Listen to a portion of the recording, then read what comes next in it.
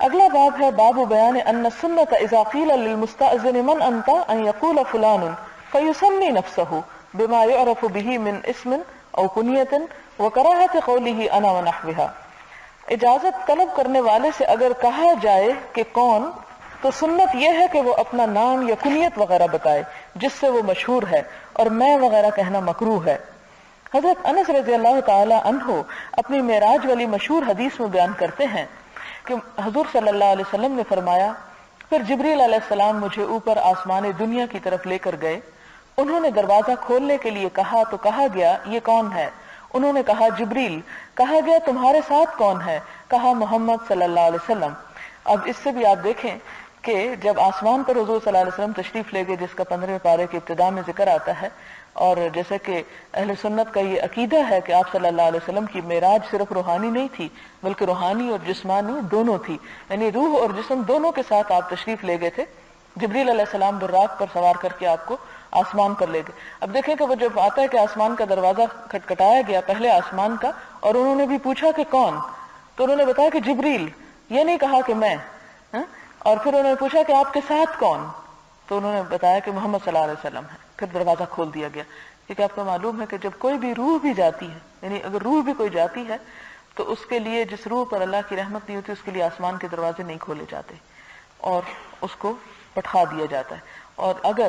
ایسی روح جو نیک ہوتی ہے تو اس کے لیے ایک سے ایک دروازہ کھول دیا جاتا ہے، اور اعلیٰ ترین مقام پر اس کو پھر ٹھکانہ ملتا ہے، جسے علیین کہا۔ علیین ہے بھی بلند ہونے سے کہ بلند ترین مقام۔ پھر اس کے بعد پھر وہ مجھے دوسرے آسمان کی طرف لے گئے، انہوں نے دروازہ کھولنے کے لیے کہا، کہا گیا کون؟ کہا جبریل۔ کہا گیا تمہارے ساتھ کون ہے؟ کہا محمد صلی اللہ علیہ وسلم۔ اسی طرح تیسرے اور چوتھے آسمان پر اور ہر آسمان کے دروازے پر کہا جاتا کون ہے؟ وہ کہتے جبریل علیہ السلام، اور پھر اسی طرح باقی بات کی جاتی۔ یہ بخاری اور مسلم کی حدیث ہے۔ اسی طرح اگلی روایت ہے حضرت ابو ذر رضی اللہ تعالی عنہ سے مروی ہے، فرمایا میں ایک رات باہر نکلا تو دیکھا کہ حضور صلی اللہ علیہ وسلم تنہا چل رہے ہیں چاند کے سائے میں نے بھی چلنا شروع کر دیا۔ حضور صلی اللہ علیہ وسلم متوجہ ہوئے تو فرمایا کون ہے؟ میں نے کہا ابو ذر۔ یعنی یہ نہیں کہ صرف اگر کوئی دروازے پہ آئے اور وہ نوک کرے اور آپ پوچھیں کہ کون، تو اسے نام بتانا چاہیے، بلکہ اگر کہیں باہر بھی جیسے کوئی اسٹریٹ میں گزرتا ہے یا کسی سے کوئی پوچھتا ہے تو اس کے بھی جواب میں اپنا نام بتانا۔ اب آپ دیکھیں کہ حضرت ابو ذر کیا حضور صلی اللہ علیہ وسلم سے کوئی اجنبی تھے؟ اجنبی نہ تھے، لیکن ایک اجنبی فضا میں مل رہے تھے، ایک اجنبی جگہ تھی۔ اجنبی سے مراد یہ کہ آپ دیکھیں کہ دن کے مقابلے میں رات کے وقت انہی چیزوں کا سین بالکل بدل جاتا ہے، اور عموماً شکل و صورت تو وہی ہوتی ہے لیکن انسان دور سے پہچان نہیں پاتا۔ تو آپ صلی اللہ علیہ وسلم جب چل رہے تھے اور یہ بھی نکل کے چلنے لگے تو آپ نے یہ جاننا چاہا کہ کون میرے پیچھے آ رہا ہے، تو انہوں نے فوراً اپنا نام بتایا۔ اسی طرح ایک اور حدیث حضرت ام ہانی سے مروی ہے، میں حضور صلی اللہ علیہ وسلم کی خدمت میں حاضر ہوئی تو آپ غسل فرما رہے تھے، حضرت فاطمہ رضی اللہ تعالی عنہا آپ کو پردہ کیے ہوئے تھی، آپ نے فرمایا کون؟ میں نے عرض کیا میں ام ہانی ہوں۔ اسی طرح حضرت جابر رضی اللہ تعالی عنہ سے مروی ہے، فرمایا میں حضور صلی اللہ علیہ وسلم کی خدمت میں حاضر ہوا اور دروازہ کھٹکھٹایا، آپ نے فرمایا کون ہے؟ میں نے عرض کیا میں۔ آپ نے فرمایا میں، گویا آپ نے اس کو ناپسند کیا، یعنی ایسا نہ کہا جائے۔ باب استحباب تشمیت العاطس اذا حمد اللہ وکراہیت تشمیتہ اذا لم یحمد اللہ تعالی وبیان آداب التشمیت والعطاس والتصاؤب۔ چھینکنے والا اگر الحمدللہ کہے تو یرحمک اللہ کہنے کے مستحب ہونے، اور اگر وہ الحمدللہ نہ کہے تو یرحمک اللہ کہنے کے مکروہ ہونے، چھینک مارنے، چھینک کا جواب دینے، جمائی لینے کے آداب کا بیان۔ اب دیکھیں کہ اسی لیے کہتے ہیں کہ اسلام ایک مکمل کوڈ آف لائف ہے، زندگی کے ہر بات کے بارے میں رہنمائی دی گئی، اور ان تمام چھوٹی چھوٹی چیزوں کے بارے میں بھی بتایا گیا کہ اس میں کیا ایٹیکیٹس اختیار کرنے چاہیے، کیونکہ یہ انسان کے ساتھ لگی ہوئی ہیں اور کوئی بھی انسان ان سے مبرہ نہیں ہو سکتا۔ لیکن ایسے ناگوار موقعوں پر بھی اخلاق اور آداب سکھایا گیا کہ کیا کہا جانا چاہیے۔ پہلی حدیث ہے اس بارے میں ان ابی ہریرہ رضی اللہ تعالی عنہ ان النبی صلی اللہ علیہ وسلم قال ان اللہ يحب العطاس ويكره التصاؤب فاذا عطس احدكم وحمد الله تعالى كان حقا على كل مسلم سمعه ان يقول له يرحمك الله واما التصاؤب فانما هو من الشيطان فاذا تثاءب احدكم فليرده ما استطاع فان احدكم اذا تثاءب ضحك منه الشيطان۔ رواہ البخاری۔ حضرت ابو ہریرہ رضی اللہ تعالی عنہ سے مروی ہے کہ حضور صلی اللہ علیہ وسلم نے فرمایا اللہ تعالیٰ چھینکنے کو پسند فرماتا ہے اور جمائی کو ناپسند فرماتا ہے، یون کرنے کو۔ جب تم میں سے کوئی شخص چھینکے اور الحمدللہ کہے تو وہ ہر مسلمان جو سن رہا ہو اس کے لیے ضروری ہے کہ وہ اس کے لیے یرحمک اللہ کہے، جس کا معنی ہے اللہ تم پر رحم کرے۔ اور جمائی یعنی یون کرنا تو وہ شیطان کی طرف سے ہے۔ جب تم میں سے کسی شخص کو چھینک آئے تو وہ حت المقدور اس کو، یہاں پر چھینک کا لفظ دوبارہ لکھا ہے جو غلط ہے ترجمے میں، اس میں ہے کہ اگر تم میں سے کسی شخص کو جمائی آئے تو وہ حت المقدور اس کو روکنے کی کوشش کرے، کیونکہ تم میں سے جب کوئی شخص جمائی لیتا ہے تو شیطان اس پر ہنستا ہے، یعنی وہ ایک مکروہ منظر ہے۔ اب دیکھیں کہ چھینک کے اوپر کہنے والا الحمدللہ اور دوسرا یرحمک اللہ، اس لیے کہ جب انسان چھینک لیتا ہے تو ایک لمحے کے لیے اس کا دل جو ہے رک جاتا ہے، یعنی اس کی سرکولیشن، اور اس موقع پر ظاہر ہے کہ اگر وہ دوبارہ رواں نہ ہو تو انسان ختم۔ تو اس لیے جب چھینک چکتا ہے انسان تو اس موقع پر انسان کہتا ہے کہ الحمدللہ کہ جس نے یہ مشکل میری آسان کر دی،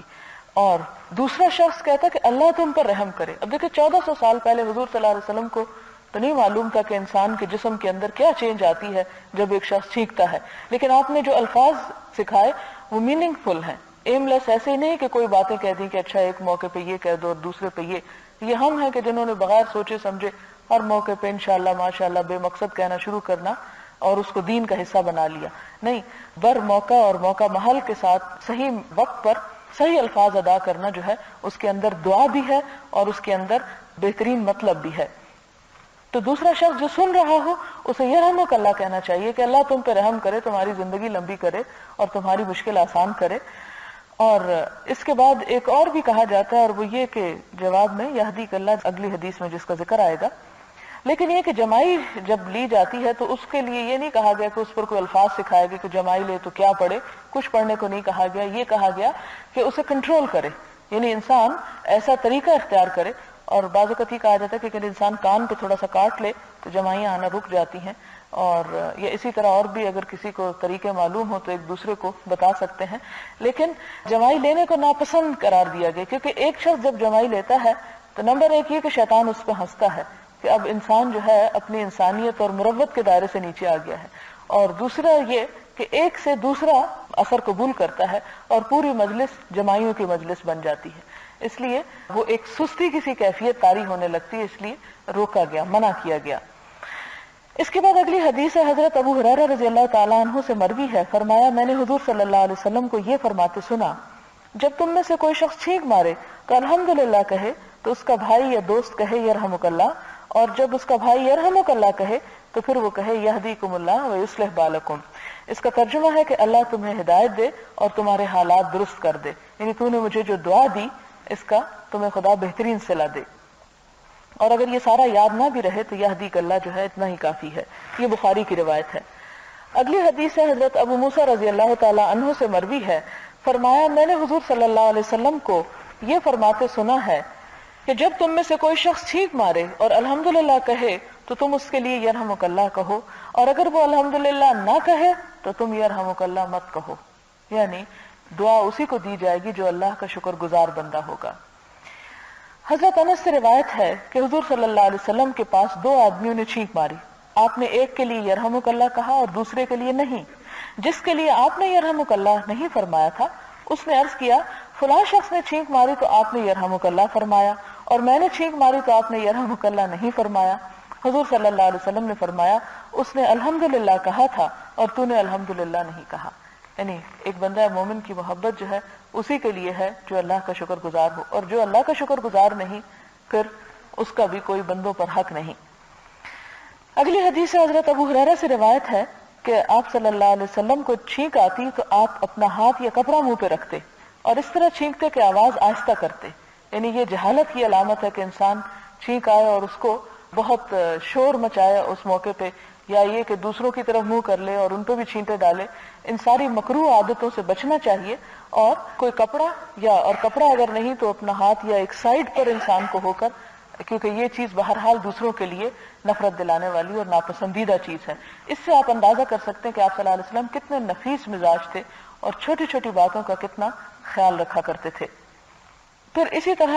اگلی حدیث حضرت ابو موسیٰ رضی اللہ تعالی عنہ سے مروی ہے کہ یہودی حضور صلی اللہ علیہ وسلم کی موجودگی میں چھینک مارتے تھے اور امید رکھتے تھے کہ حضور صلی اللہ علیہ وسلم یرحمکم اللہ فرمائیں گے، لیکن حضور صلی اللہ علیہ وسلم یہ فرماتے یہدیکم اللہ ویصلح بالکم،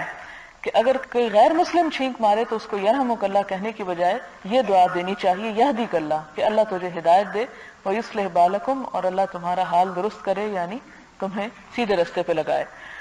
حضرت ابو سعید رضی اللہ تعالیٰ عنہ سے مروی ہے، فرماتے ہیں کہ حضور صلی اللہ علیہ وسلم نے فرمایا جب تم میں سے کوئی شخص جمائی لے تو اس کے چاہیے کہ اپنا ہاتھ اپنے منہ پر رکھ لے، کیونکہ کھلے منہ میں شیطان داخل ہو جاتا ہے، اور پھر اگر انسان جمائیاں لینا شروع کر دے تو ایک کے بعد ایک پھر سلسلہ چل پڑتا ہے، اس لیے کنٹرول کرنے کا ایک طریقہ یہ بھی بتایا کہ منہ کے اوپر ہاتھ رکھے، اور اس لیے بھی تاکہ دوسرے کو بھی نظر نہ آئے۔ باب استحباب المصافحة عند اللقاء وبشاشة الوجه وتقبيل يد الرجل الصالح وتقبيل ولده شفقة ومعانقة القادم من سفر وكراهية الانحناء۔ ملاقات کے وقت مصافحہ یعنی ہاتھ ملانا اور خندہ پیشانی کے مستحب ہونے کا بیان، نیک آدمی کے ہاتھ چومنے، باپ کا بوجہ شفقت اپنے بیٹے کا بوسہ لینے، سفر سے آنے والے کے ساتھ گلے ملنے کے مستحب ہونے اور جھکنے کی کراہت کا بیان۔ حضرت ابو الخطاب قتادہ سے مروی ہے، فرمایا میں نے حضرت انس سے عرض کیا کیا مصافحہ حضور صلی اللہ علیہ وسلم کے صحابہ کرام میں مروج تھا؟ آپ نے فرمایا ہاں، یعنی ہاتھ ملانا آپ کے صحابہ کرام کے درمیان ایک اس کا رواج تھا، اور یہ بھی کہا جاتا ہے کہ جب انسان دوسرے انسان سے مصافحہ کرتا ہے تو انسان کے گناہ جھڑتے ہیں، جیسے کہ آگے بھی حدیث میں آئے گا۔ حضرت انس سے روایت ہے، فرمایا جب اہل یمن آئے تو حضور صلی اللہ علیہ وسلم نے فرمایا تمہارے پاس اہل یمن آئے ہیں اور وہ پہلے آدمی ہیں جنہوں نے آ کر مصافحہ کیا ہے۔ ابو داؤد نے اس کو صحیح اسناد سے روایت کیا، تو یوں محسوس ہوتا ہے کہ جیسے اہل یمن کا یہ طریقہ تھا اور اس سے مسلمانوں کے اندر آیا، لیکن اسے اڈاپٹ کر لیا گیا کیونکہ پسندیدہ طریقہ تھا۔ حضرت برا رضی اللہ تعالی عنہ سے مروی ہے، فرمایا حضور صلی اللہ علیہ وسلم نے فرمایا جو بھی دو مسلمان آپس میں ملتے ہیں اور مصافحہ کرتے ہیں تو ان کے علیحدہ ہونے سے پہلے ان کے گناہ بخش دیے جاتے ہیں۔ یعنی اس میں آپ دیکھیں کہ کوئی نماز نہیں پڑھ رہا، کوئی ذکر نہیں کر رہا، صرف ایک دوسرے سے ہاتھ ملا رہا ہے، اور ہاتھ ملانے کا اتنا بڑا اجر ہے کیونکہ ہاتھ ملانے سے محبت کا اظہار ہوتا ہے، اور جیسے کہ ایک حدیث پہلے آپ پڑھ چکے ہیں کہ اس وقت تک کوئی شخص جنت میں نہیں جا سکتا جب تک کہ تم آپس میں محبت نہ کرو۔ اور کیا میں وہ تمہیں طریقہ نہ بتاؤں کہ جس کو اختیار کر کے تم باہم محبت کرو گے، اور وہ ہے کہ آپس میں سلام کو رواج دو، اور سلام کے ساتھ ہی پھر ہاتھ ملانے کو بھی۔ اور اس میں ایک یہ کہ تکبر سے بھی بچنے کی بات ہے۔ پھر اسی طرح اگلی حدیث ہے، حضرت انس سے روایت ہے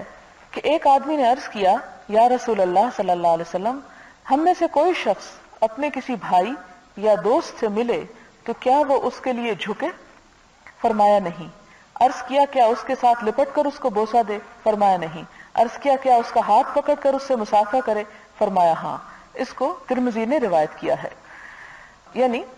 اس کا ہاتھ پکڑ سکتا ہے اور پھر ہاتھ پکڑ کر چوم بھی سکتا ہے، اور یہاں پر یہ ہے کہ لپٹ کر بوسہ نہ دے بلکہ یہ کہ صرف گردن قریب لا کر ایک دوسرے کو چوم بھی سکتے ہیں۔ اسی طرح حضرت صفوان بن اسال رضی اللہ تعالیٰ عنہ سے مروی ہے، فرمایا ایک یہودی نے اپنے ساتھی سے کہا چلو اس نبی کے پاس چلیں، چنانچہ وہ حضور صلی اللہ علیہ وسلم کے پاس آئے اور آپ سے 9 روشن نشانیوں کے متعلق سوال کیا۔ اس کے بعد راوی نے پوری حدیث بیان کی حتیٰ کہ ان الفاظ تک پہنچا ان دونوں نے حضور صلی اللہ علیہ وسلم کے ہاتھ اور پاؤں کو چوما اور عرض کیا ہم گواہی دیتے ہیں کہ آپ نبی ہیں، یعنی آپ کا ہاتھ چوما اور آپ نے اس سے انہیں منع نہیں کیا۔ پھر اسی طرح یہ ہے کہ ان کا یہ احترام اور محبت کے ساتھ چومنا تھا۔ حضرت ابن عمر رضی اللہ تعالیٰ عنہ سے ایک واقعہ مروی ہے جس میں آپ نے فرمایا ہم حضور صلی اللہ علیہ وسلم کے قریب ہوئے اور ہم نے آپ کے ہاتھوں کو بوسہ دیا، یعنی محبت کی وجہ سے، اور آپ نے اس کو مائنڈ نہیں کیا اور اس کا انکار بھی نہیں کیا۔ پھر اسی طرح حضرت عائشہ رضی اللہ تعالیٰ عنہا سے مروی ہے، فرمایا زید بن حارثہ مدینہ آئے اور حضور صلی اللہ علیہ وسلم میرے گھر میں تھے، زید وہاں آئے اور دروازہ کھٹکھٹایا۔ زید رضی اللہ تعالیٰ عنہ کے بارے میں آپ جانتے کہ آپ کے منہ بولے بیٹے تھے جن کے ساتھ حضرت زینب کا نکاح ہوا تھا۔ حضور صلی اللہ علیہ وسلم اٹھ کر کپڑا کھینچتے ہوئے ان کی طرف تشریف لے گئے اور ان سے معانقہ کیا اور ان کو بوسہ دیا۔ یعنی معانقہ کا مطلب ہوتا ہے، معانقہ کا لفظ عنق سے ہے، عنق کہتے ہیں گردن کو، یعنی کسی کے گردن کے ساتھ گردن رکھنا اور پھر اس کو چومنا، تو یہ کہ بالکل چہرے پہ نہیں بلکہ سائڈ پر، اور اس کی وجہ یہ ہے کہ ویسے بھی یہ کہ یہاں پر جو پچھلی حدیث جیسے کہ جس میں آپ نے پڑھی کہ لپٹ کر اور اس سے منع کیا گیا، لیکن معانقہ کرنے کے ساتھ چومنے کا انکار نہیں کیا گیا۔ یہاں پر آپ دیکھیں کہ حضور صلی اللہ علیہ وسلم اٹھ کر کپڑا کھینچتے ہوئے ان کی طرف تشریف لے گئے۔ مراد یہ کہ جلدی جلدی، یعنی کہ جیسے کہتے ہیں نا کہ اتنی محبت کے ساتھ اور اتنی جیسے کسی کا انتظار ہوتا ہے، اور جو ہی آپ کو پتہ چلا تو آپ فوراً ہی اٹھ کر جس حال میں تھے اپنے کپڑوں کو سیدھا کرتے ان کے ساتھ ملاقات کی۔ حضرت ابو ذر رضی اللہ تعالیٰ عنہ سے مروی ہے، فرماتے ہیں حضور صلی اللہ علیہ وسلم نے مجھ سے فرمایا، کسی نیکی کو حقیر نہ سمجھنا، خواہ وہ یہ ہو کہ تم اپنے بھائی کے ساتھ خندہ پیشانی سے ملو، یعنی یہ بھی چیز جو ہے اسے حقیر مت سمجھو، یہ بھی بہت بڑی نیکی ہے۔ حضرت ابو ہریرہ رضی اللہ تعالیٰ عنہ سے مروی ہے، فرمایا حضور صلی اللہ علیہ وسلم نے حضرت حسن بن علی رضی اللہ تعالیٰ عنہ کو چوما، یعنی جو آپ کے نواسے تھے، تو اقرا بن حابس نے عرض کیا، میرے 10 بیٹے ہیں، میں نے ان میں سے کسی کو کبھی نہیں چوما۔ حضور صلی اللہ علیہ وسلم نے فرمایا، جو رحم نہیں کرتا اس پر رحم نہیں کیا جاتا، یعنی اگر تم اپنے بچوں کو نہیں چومتے تو تمہارا دل رحم سے خالی ہے، اور اس پر میں کیا کر سکتا ہوں۔ اور جو شخص دوسروں پہ رحم نہیں کرتا اللہ تعالیٰ بھی اس پر نہیں کرتے۔ اور بچوں کو پیار کرنا اور بچوں کے ساتھ رحمت کا سلوک کرنا اور اچھا سلوک کرنا، یہ ایمان کی نشانیوں میں سے ہے۔ وآخر دعوانا ان الحمد للہ رب العالمین۔